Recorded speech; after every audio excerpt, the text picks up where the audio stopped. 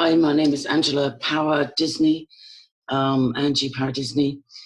I'm primarily making this video to drop some evidence of the 6-month investigation that Avon and Somerset police conducted into my allegations of both generational abuse and military paedophile rings and no consent medical experiments that myself and my siblings were subjected to. MKUltra, not so well known about in the UK, although myself and Kathy Morgan have done a few videos, and I'm due to meet up with her and do some more in the near future.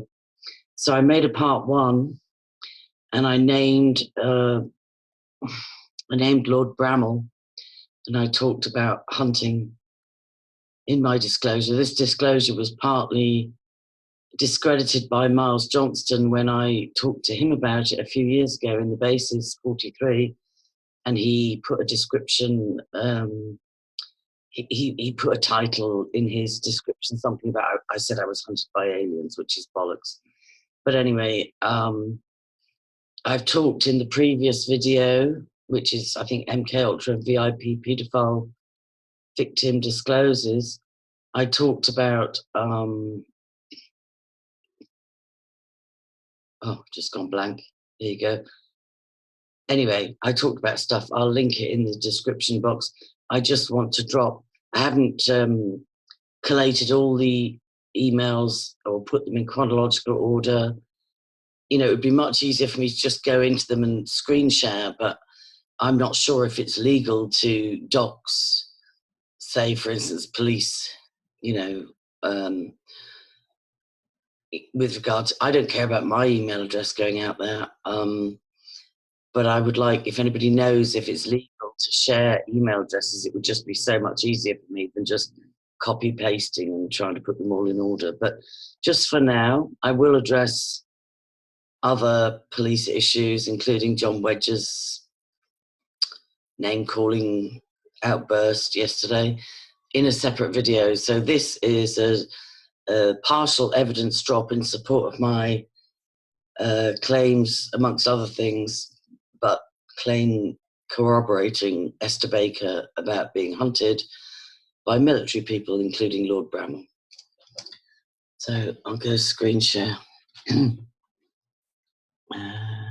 Share. Basic. Okay. Now I think I've got it. The colour's been changed. Oh well. Let's find this Word document. I copy-pasted a lot of these emails, just presuming that I shouldn't dox people. So I've edited out, I haven't edited out the names, because as police officers investigating child sexual abuse, whether historical or not, I presume it's okay to use their names because they're public servants. There was a lot of hope with regard to Mike Veal's investigation into Ted Heath, and I think he did do moderately well. But I am very suspicious about my investigation was suddenly shut down. I don't know whether what I said corroborated Ted Heath survivors' reports. I don't know what reason there might be, but I was juggled between 3 police forces before I got to disclose.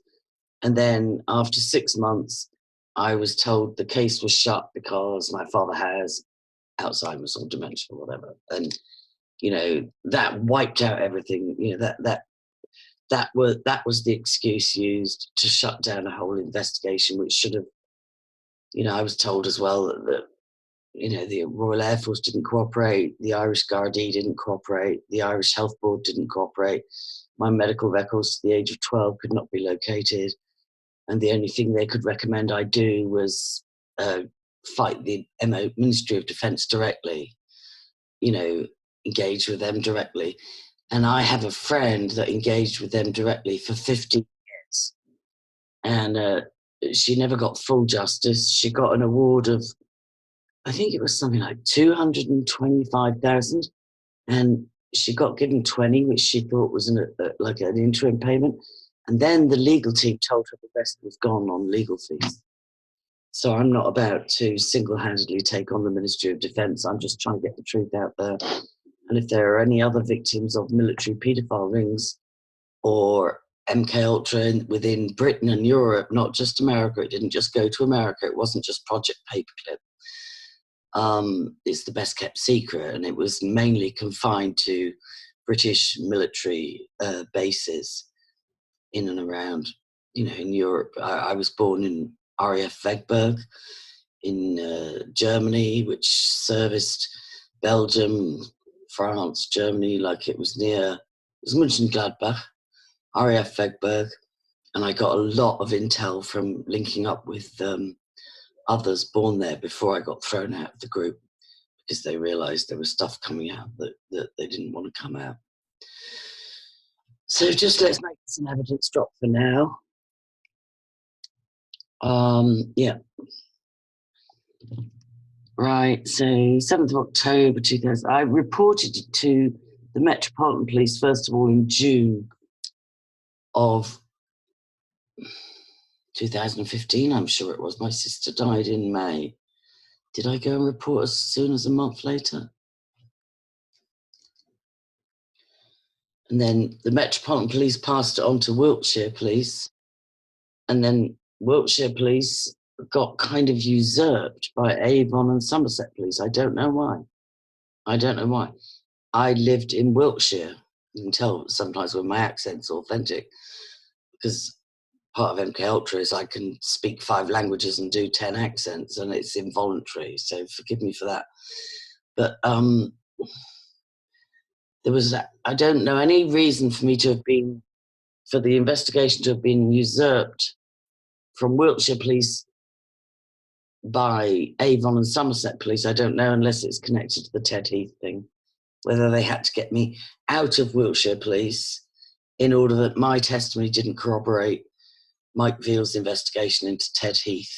And other people, I shared in my other video, which I'll link, that another survivor has spoken out for the first time, and he also was juggled between 3 police forces, and he shared, he shared testimony of child hunting too. I'm sorry, trigger warning, that's a horrible thing. But he was told his investigation would go nowhere because no other corroborating evidence had come forward of such claims. So whether we were being juggled around so that we would be the only person coming forward in a certain police area, whether we were being shipped out of Wiltshire reporting in order not to corroborate the Ted Heath, I don't know. I'll just share with you. So good morning, it's 7th of October 2016, I replied in December. And it might have been that I think I reported in Brixton, where I'd lived in the early 80s briefly. I reported there, and as I say, I got referred here and there.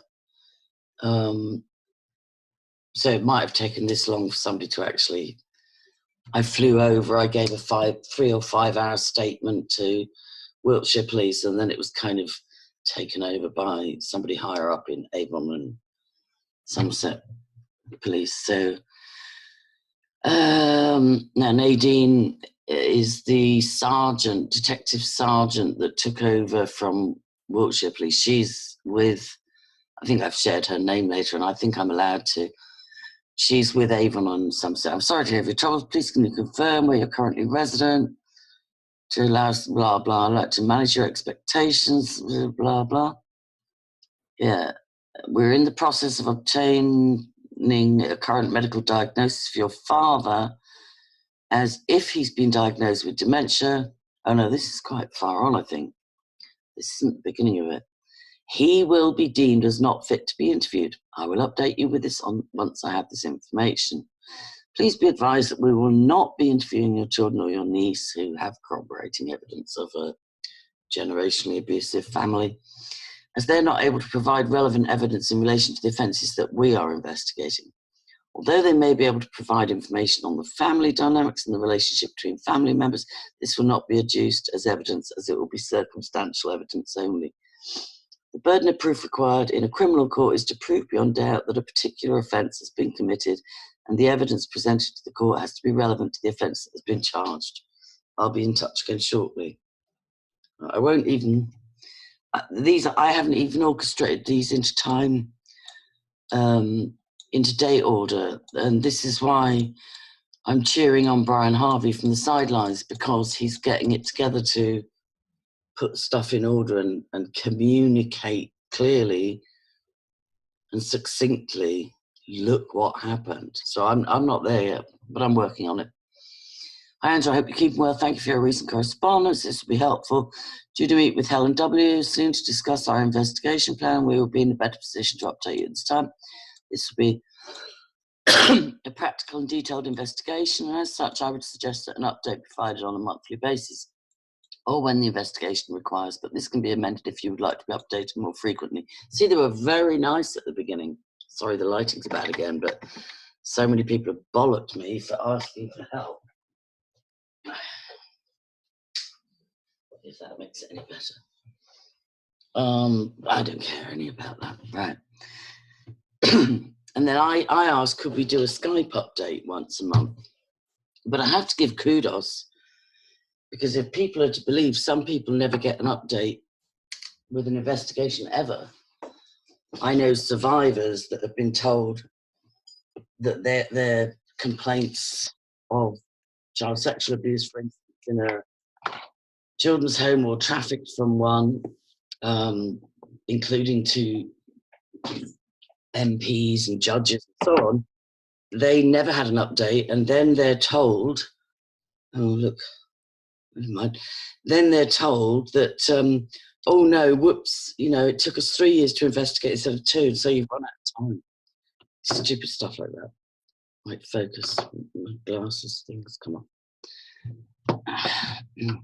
So I have to, what I guess I'm saying is that kudos that they did update me monthly and by email, but shockingly and inexplicably, they shut the case down. They did share with me in writing, which I'm going to share with you, that they even went to the military ombudsman because the Royal Air Force was so uncooperative. My dad was in the Air Force for the first 12 years of my life, and 14. He was in for 25 years.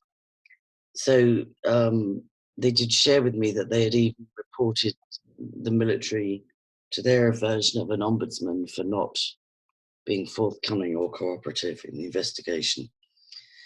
But it still ended up with, no validation, no justice, or no solution. I just whatever. Right, we can't do it by Sky. I'm glad that you've got a meeting planned for Friday. Provide some answers and closure. Oh, that was with a detective investigating my sister's suspicious death in May 2015. I'll inform you when I have a date and time to provide you with an investigation plan. So I said, hi, Helen. There were 2 Helens from Wiltshire Police, both, obviously female. And one was taken off the case pretty soon.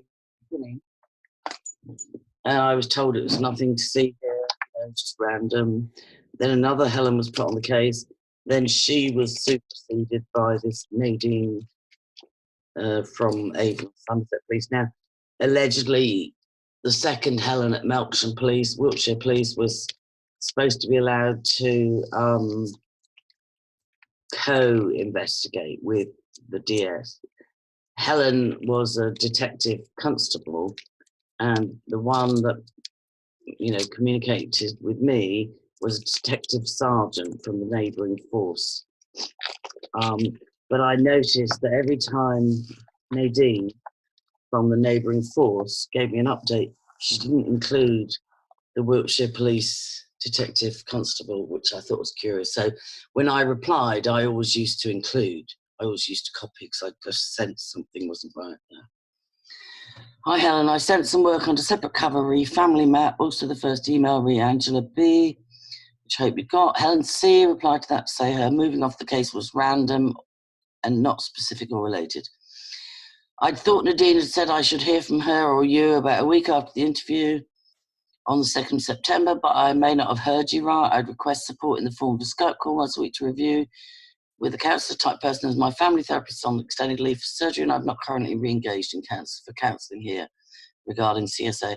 Also, would it be possible to drop me an email update on blah, blah? So obviously I'm meeting DS Dorrigan for autopsy report that was regards to my sister. It was completely covered up. My sister, what I believe was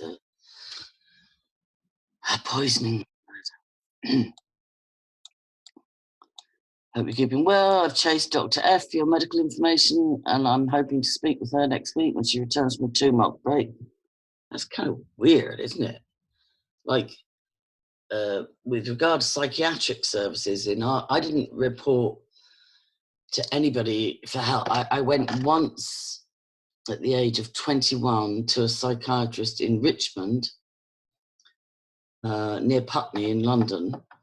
He saw me once and he said, "Oh my goodness, you've done marvelously. There's nothing wrong with you. Have a lovely life. Here's my card if you need me." And I thought that was great, getting a clean bill of health. But in actual fact, if there had been knowledge or recognition of trauma-based mind control, military pedophile rings, ritual abuse, whatever, my life could have turned out differently if I'd really got proper help at 21. And then I didn't report again for professional help until I was 43 in 2003. And the first diagnosis was borderline personality disorder based on unresolved child abuse. Some years later, I engaged with them for about a decade. I went to counselling for 5 years. Somebody trained at the Maudsley, but actually I think he was a good guy.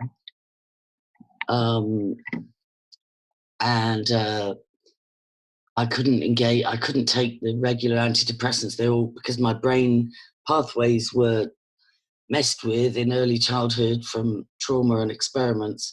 So I couldn't take any of the regular antidepressants like Lexapro, Seroxat, Effexor, any of those. But I did stumble upon Zyban, which I ironically took for a quit smoking aid.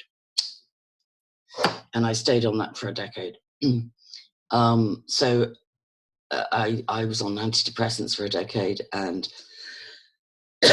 engaged with psychiatric services for a decade, maybe a little bit more. I re-engaged when my sister died. I think that was it. But I was discharged in good health and mostly healed, mostly resolved. But before that, they changed the diagnosis, or they refined it from borderline personality disorder to dissociative identity disorder, which is almost always associated with very early childhood torture, really. It's not just even sexual abuse, it's torture to split, to the point where you split. It's not as dramatic as the movie Sybil, not for me anyway, and it's just different compartments of your memories, placed behind amnesic walls. That's a whole other issue. So let's just carry on. So the bottom line I was trying to get to was the diagnosis went from 2003 borderline personality to a few years later dissociative identity disorder, but with a caveat that they said to me, we've done the diagnosis, but we need you to know that we have absolutely nothing in Ireland that caters to this. So it's no use asking us for treatment for that because it doesn't exist in Ireland. And I did indeed reach out to an American ministry, Bride Ministries, and they, after a waiting list of about 6 or 9 months, they sponsored me some specialized counseling, and I still do connect with that counsellor once a month, that coach, or whatever you want to call them. DID coach, I think, is the formal term. And then there was also a diagnosis of ADHD, which I think is just a common,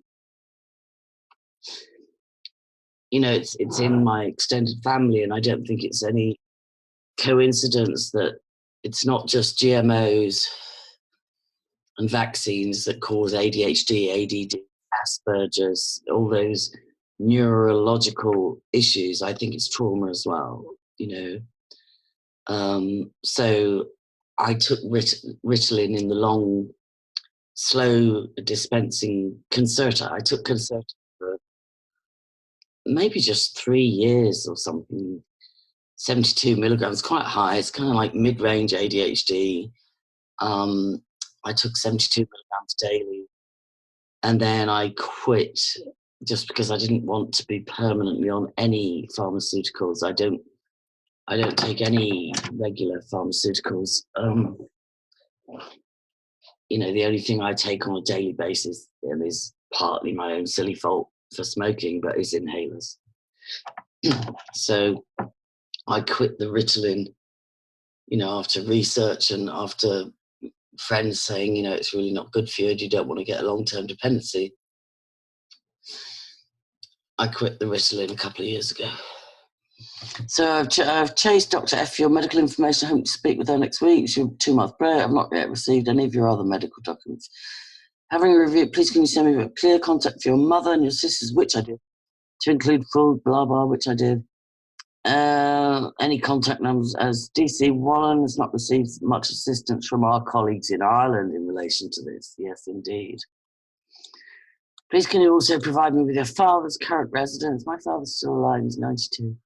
In order to pursue a criminal prosecution, we have to present evidence to the Crown Prosecution Service. I'd like to also add that I have a duty to review all of the evidence in this case, and please can I politely ask, don't, she's saying don't overwhelm me, because I sent her a lot of the videos that I did with Kathy Morgan, because we had evidence. They do not hold any evidential value in this investigation. In fact, watching these videos is very time consuming. With regards to the offence disclosed outside of the UK, these have been kept separate from this investigation.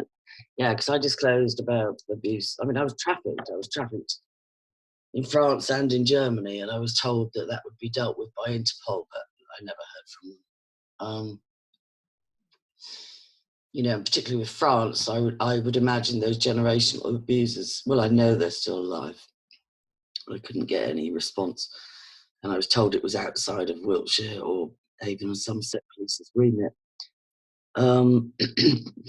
Something else I was going to say there. Can't remember. Keep going. Look forward to your response, Nadine.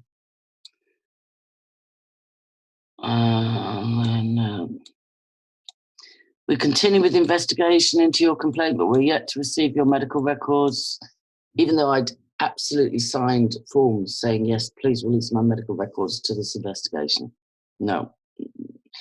The military said they couldn't locate any medical records for the first 12 years of my life. And given that I have moved 49 times, 7 countries, 3 continents, but no, that doesn't excuse the military. But since then, but even I have, since 1996, been based in Ireland, and even at that, the Irish wouldn't release my medical records either. It's too much evidence. Yeah, we haven't got your medical records. I'm chasing surgery records. DC, well, there's her name, and sorry, I didn't, sorry. As visited and spoke to some of those you've mentioned who may be able to assist, as those you've made disclosures to. I'm meeting with DC once I return from annual leave. This is a difficult explanation that is made more complex with the amount of allegations that have been made. Of course, when there's a paedophile ring, the allegations are like a spider web, and that some are out of the country and historical. Nevertheless, we'll continue to do our best to collect evidence that could be used in a criminal prosecution. Can you confirm that you're receiving support through this? If so, by whom? And as this can be indeed distressing. And I think I did re-engage with counselling for a while around, well, it might have been that I forwarded your video as requested. That was to the Royal Air Force. Can you confirm if you've got contact details for Kathy Morgan and Miles Johnson? Now, with hindsight, and please can you send them to me, with hindsight, I'm very disturbed that they did indeed interview Miles Johnston regarding my case, and I talk about this in the last video. Because as I say, with hindsight, I suspect he may have been a gatekeeper to identify and discredit high-level MKUltra victims, particularly in the UK. I don't know if they contacted Kathy. I will ask her. Hi, this uploaded conversation. Right, I'm going to skip that because I don't particularly.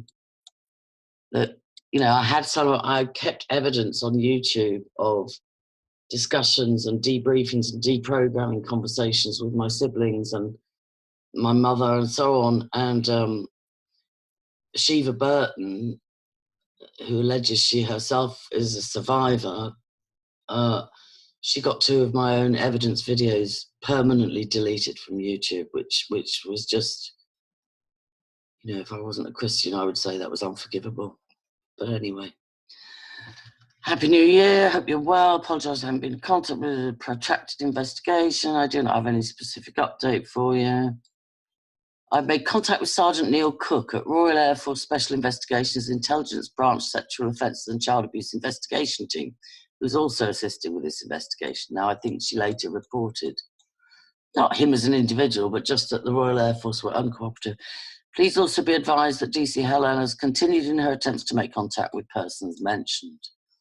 In relation to the information that you provided, please not chuck right, blah, blah. I say Happy New Year. And then she just, can you tell us, give us an outline of people you were involved with in those years that might be witnesses? So I talked about Dave, who went into the British Army and did several tours in Northern Ireland, the first guy that proposed to me. And I said, no, there's no way I'm marrying a soldier that's on tour in Northern Ireland. And then Richard, he became a social worker. He got ran off by my father. And then Dave M was not so much my boyfriend as my sister Fiona's. He worked in Avon Tires. He would know some stuff. Ian was a chef in our family restaurant in Bradford-on-Avon, the Shandon Steakhouse, now known as the Dandelion, which is opposite the Swan Hotel. Nick, I was engaged to him, aged 18 or so. I believe his parents were also ex-military. Well, they were. I know they were. My mother broke us up, sending me to work in London. I think this was all part of MKUltra, but she said he was too provincial. We were too young. We were getting engaged at 18. I'd got a local job with Unigate. Got promoted very quickly there with only A-levels. He went on to be a multi-millionaire, blah, blah. Floated a company at 2.8 million, then later bought it back for 200 grand. Rainer Bihar. They kept trying to hook me up with Germans, and I have a German birth certificate. I'll show that in another evidence drop. But I went with a friend at 16 to visit an uncle in Germany who was married to somebody also connected to intelligence. She'd had a baby to a general in the German army, and when she threatened to out it to his wife, he allegedly committed suicide. But anyway, we went to visit her at 16, myself and a girlfriend. We were both modeling by that time.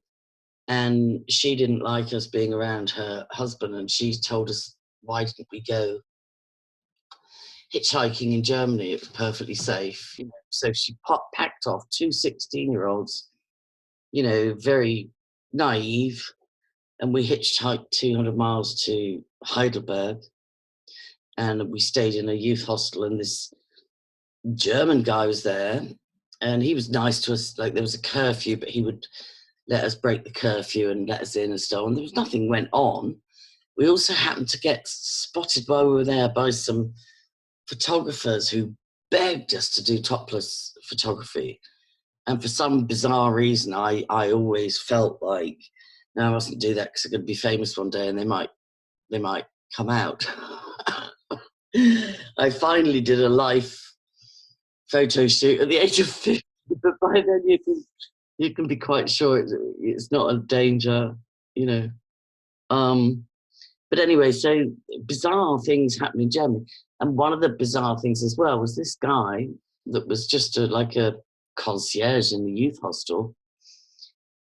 I gave him my address. I think we might have had a cuddle. That might have been the extent of it.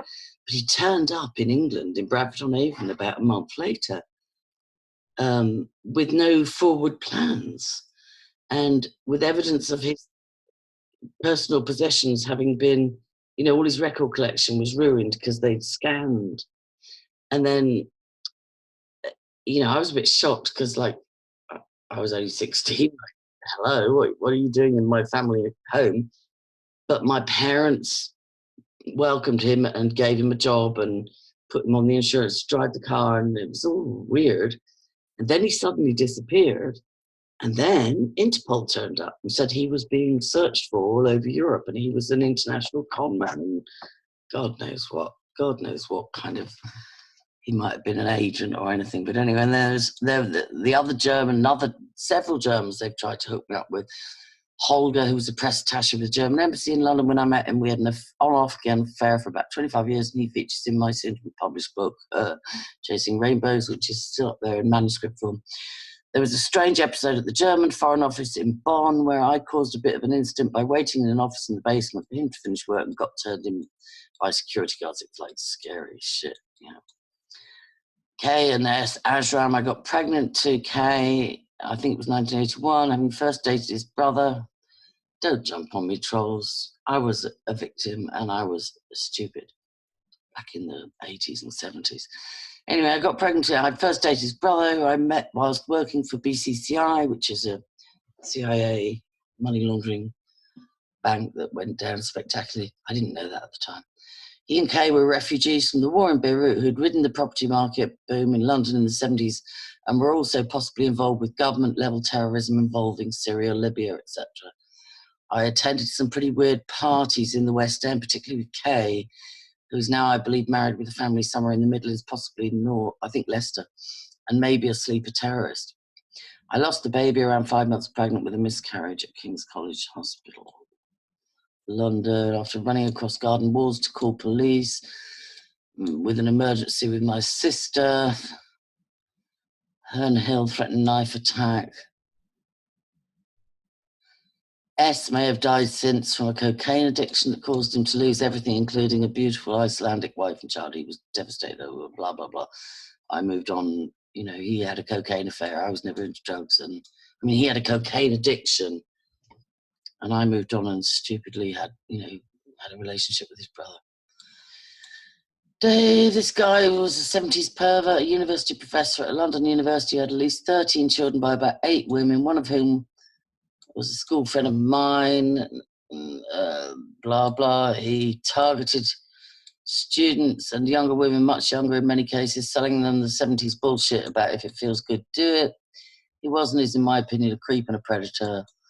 G fell out with me 2 years later when, during my healing process, I tackled her about it. Ben, a boyfriend at Warwick, highly placed in the film industry in London. Then Dave, this guy's a anomaly. Yeah, he's scrubbed from the internet. Many of my Warwick University friends, peers, or boyfriends, whatever, but peers, went on to work for the United Nations. Still do, some of them. And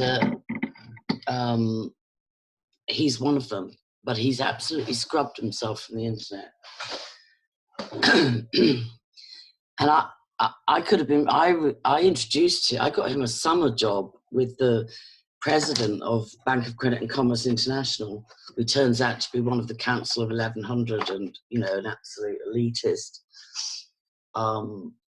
And I got him a job as his chauffeur, when we were at university, because I always used to go back to London and work every holiday. And I got Dave a job as a chauffeur to the president of the bank. And,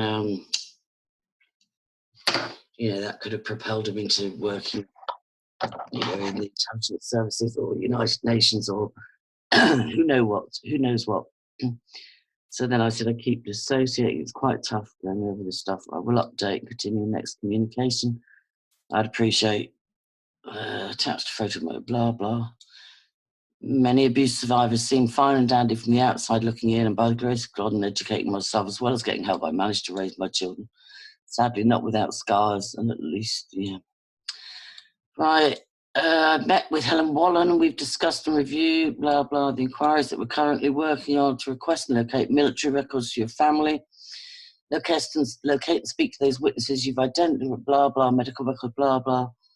Please know that you've been very helpful in providing us information, blah, blah. Oh, this was interesting. She encouraged me not to go after my own medical records. Please know that you've been very helpful in providing us information, but it's not necessary for you to request medical records on behalf of the investigation. Please could you send me the name and address of your current GP in order for me to contact them directly? Now, I thought that was a bit weird, because later, after the 6-month investigation was shut down and it hadn't managed to secure any medical records to prove or corroborate what I was saying, then they said, well, you could engage with the Ministry of Defence directly and see if you can get them. But it was strange at that time. She said, don't you get them, we'll get them. Because they assured me at interview stage that it was so serious that if they requested my medical records, people would provide them. Given the secret nature of MKUltra, clearly the authorities did not. So I downloaded the form for requesting military medical records. Yeah, I was trying to do it myself, but it might carry more weight if it routed through yourself. Shall I complete it and forward it to you? Or blah, blah, blah, blah. Due to me, blah, blah, we'll put in a better position to update you. Unfortunately, we do not have the facility to do right, blah. I think we read that one. I sent some work under separate cover, family map. Yeah, I think we read that one as well. Yeah, we did. We read that.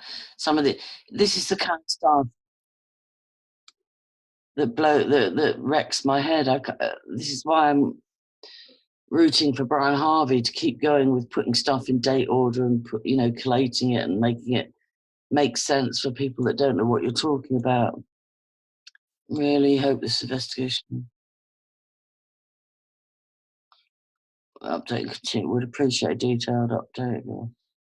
Right, blah blah.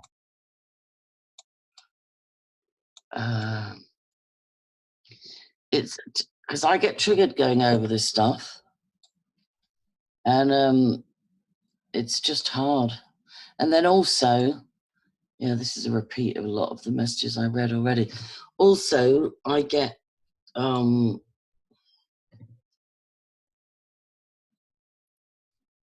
let's just see. I get understandably sidetracked. Okay, here's another one worth reading.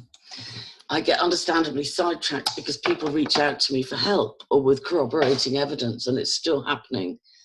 And, it's my nature or my programming to want to help others, but sometimes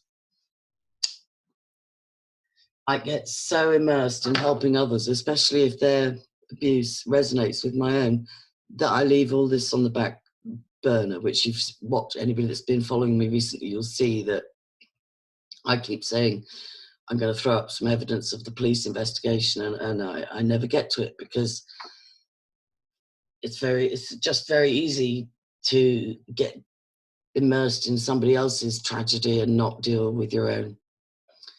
So let's have a look here. Yeah, received in relation to your father. It's been confirmed he's diagnosed with advanced dementia, and as such, he cannot be interviewed. See, this is outrageous to me, as he would not understand the caution that is read before any questions could be asked of him and later used as evidence. In relation to the complaint against the Royal Air Force, I await a response from the Ombudsman, back on duty.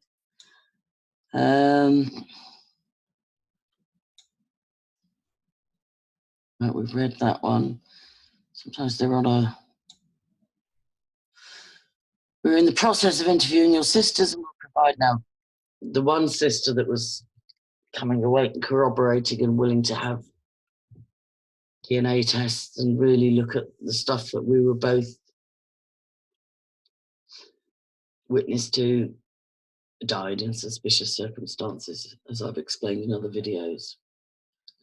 My older sister is in denial and protect the family at all costs mode. Disturbingly, she still works for Lambeth Council. Another sister works for Ipswich Council. My sister that died worked for social services on the Isle of Wight, worked for social services in Greater Manchester, and then child psychiatric services in Greater Manchester. They're very clever. They don't just select you and program you as children. They place you strategically in places of power and influence, and bank on you being compliant, which I wasn't. And I do believe I was used as a spy for many decades, but I didn't know it, and I'm not aware of being debriefed.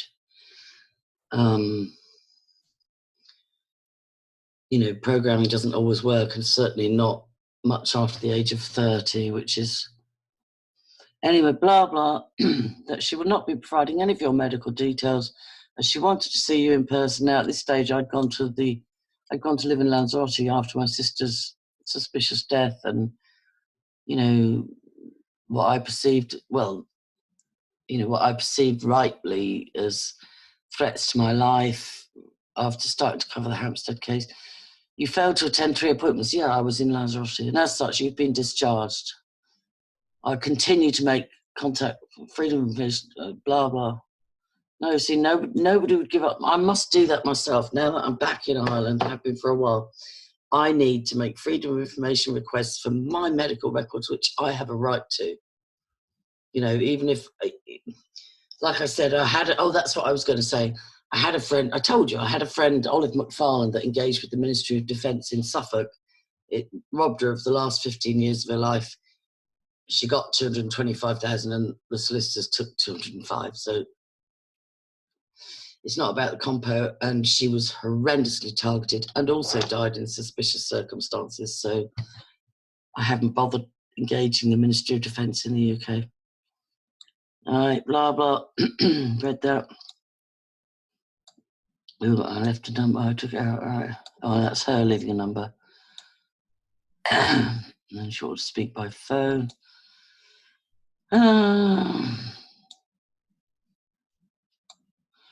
Yeah, they wouldn't let my younger sister, who's the real gatekeeper to our family and the one that's due to inherit everything or stolen it, whatever. 2 youngest ones, really, but mostly the youngest one. They stood as gatekeepers, not allowing either of my parents to be interviewed. And my mother would have been an amazing witness. She's still alive. She's 85 this year. And she doesn't have Alzheimer's, although my younger sister is trying to get her a diagnosis of Alzheimer's, but my mother does not have Alzheimer's. And I don't think it's a fair enough grounds for dismissing, generational abuse and a paedophile in the military. I don't think that's no more than I thought it was sufficient grounds for Greville Janner. When they hunt down Nazi war criminals, whatever age, I think 84, Greville Janner celebrated an arrest of an 84-year-old Nazi war criminal. Otherwise paedophiles can just all plead dementia and get off even being investigated. This is what really was not okay. Yeah, it's the same. Anyway, this is just, it's just a partial evidence drop to show that, I did report. I've just received and have been advised that your medical records have blah, blah, forwarded the requests, they never sent them. I still await a response from the head of psychiatric services, which, I was discharged. Well, first of all, I was discharged, then I re-engaged, then I moved to Lanzarote and forgot to discharge myself again the second time, but they didn't respond to them. As mentioned, I've employed the help of Sergeant Neil Cook, blah, blah. I can tell that for your father's military records have been reviewed. I'll provide a summary below. Now, as I say, I think my father was in the programme. He allowed my mother and my siblings and I to be in the programmes, orchestrated MKUltra, orchestrated post-World War II. And this just confirms. This is a summary. Medical records don't hold any reference to any of the children, and no records relating to Angela are attached or enclosed. Isn't that interesting? And then it would appear that N. Power was a sickly man and would routinely be sick in quarters. meaning he was signed off work. Yeah, of course he was, because the elites were flying him out all over different places, supposedly under the auspices of hunting and shooting. You know, my father is a horse whisperer and a dog trainer, and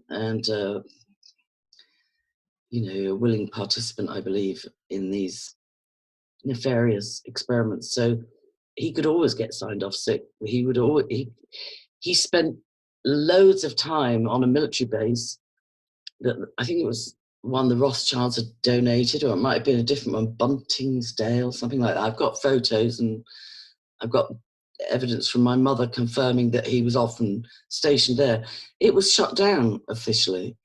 It's on record as having been used in the war for the army and then shut down in 1945 and not reopened until long after my father had left the services. So what was he doing on, you know, huge estate with plenty of areas for hunting, and, you know, what was he doing there? Why did my mother have such clear memories of Daddy being seconded, they used to call it? He would get seconded. He would spend a lot of, when we were based at Rudloe Manor in Wiltshire, he would get seconded to Salisbury very often, you know, Edward Heath's home, and the home of the alleged Novichok attacks recently, Porton Down biochemical experiment military place. And, you know, there are lots of other videos I've done about Rudloe Manor and the underground bases there, and the Corsham and the computer headquarters. And interestingly, I've read a credible report that GCHQ, which is the British Intelligence Services that were always based in Cheltenham, are now going to be expanding to include the derelict military base, the last one my father was on with us children, Rudloe Manor. So that's worth having a look at as well. Yeah, Dorothy, Angela, Fiona, no. Nobody, no records, none for my mother, none for myself, none for my siblings. That's outrageous. Absolutely outrageous. And then they confirm RAF Vegberg, where I was born. Now, this is post my birth. My dad was in the military, I don't know what age he joined, 19. So 1935 he joined. So they only give his whereabouts since I was born. So Vegberg, where I was born, and my sister Fiona was born, and where the very damning evidence, if I could get more survivors from that time period born in RAF Vegberg to come forward. I got a few before I got thrown out of the group. But if I could get more corroborating survivors, you know, there's evidence of like high infant mortality rates and possible baby swapping at birth experiments, you know, enlisted military men making two women pregnant at the same time, and then they'd both be because the military hospital was also made available to non-military. No, any of the two, right? I've also, right.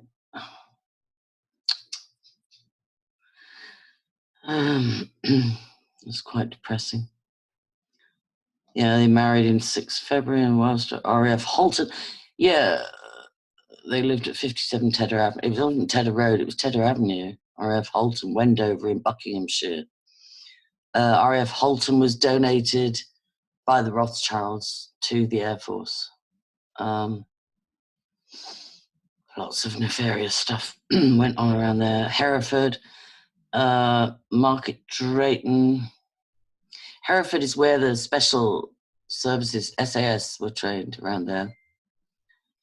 Market Drayton, Halton, Gibraltar, 3 years in Gibraltar, lots of drugging memories from there, and weird anomalies like my 9-year-old sister being taken to Donovan's 21st birthday party in the caves in the Rock of Gibraltar, and, you know, being told she was the only journalist allowed to interview him.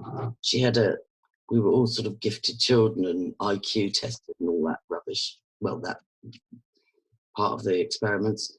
And she had her own radio show at the age of 9 on, it was just a camp, you know, military services radio show on Gibraltar. And Donovan had his 21st on the Rock of Gibraltar. And there were celebrities flew in for it and all the rest of it. And obviously the press were, you know, anxious to get in, and nobody was allowed. But my 9-year-old sister was allowed, and probably has no memory of it, probably drugging involved there as well. But as I say, she's in mode of defending our family. She's admitted to quite a lot of this to her daughter, but she's certainly not ready to go public with it. Discharged. Now, he got an honourable discharge because he gets a pension. I think my mother, like myself, kept breaking programming.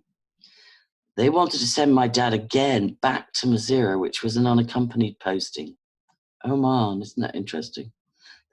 Madeira is where he... Oh, well, I'll just elaborate on that in another video. 71, and he joined in 35. Yeah, he did 25 years anyway.